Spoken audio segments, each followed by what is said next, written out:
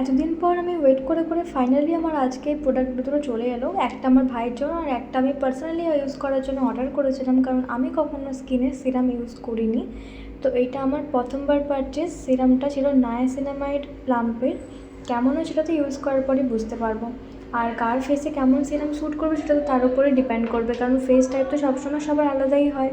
তো সেই জন্য আমি অর্ডার করেছিলাম প্লামের নায়াসিনামাইড যে সিরামটা, যেটা ফেসটাকে খুবই প্লাম্পি আর সফট আর একদম স্মুথার বানিয়ে দেয়। আর একটা কথা একদম বলতেই চাই, কারণ কোনো স্কিনই ডার্ক থেকে ফর্সা হতে পারে না, যেই স্কিন সেরকমই থাকবে, শুধু হেলদি থাকবে আর প্লাম্পি থাকবে, এটাই। তো এত কিছু দেখার পর আমার তো একদম লাঞ্চ টাইম হয়ে গেল। তো লাঞ্চ টাইমে চলে এলাম আমি খাবার খেতে। আজকে অনেক রকমের জিনিস ছিল আমার লাঞ্চে।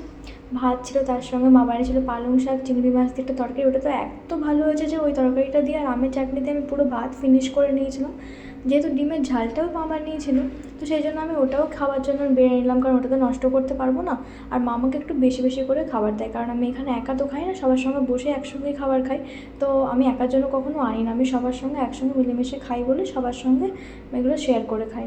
তরকারিগুলো বেশ ভালো লাগে, আমি শেয়ার করি, ওরাও শেয়ার করে, সেটাও বেশ ভালো লাগে। দেখে নাও আমার খাবারগুলো কত কিছু আছে। ডিমের ঝাল প্লাস ওই একটা ডালের বড়া দিয়ে তরকারি, বেশ ভালো হয়েছে খাওয়া দাওয়াটা। আর ডালের বড়া তো জাস্ট ওয়াও হয়েছিল, একদম বেশ ফাটাফাটি রান্না হয়েছিল, একটা আমার বান্ধবীর মা বানিয়েছিল। তো খাওয়া দাওয়া তো অলমোস্ট কমপ্লিট। খাবার খেয়ে এসে দেখি এখানে এই কাণ্ড। তো আজকের মতো এতটাই, বাই।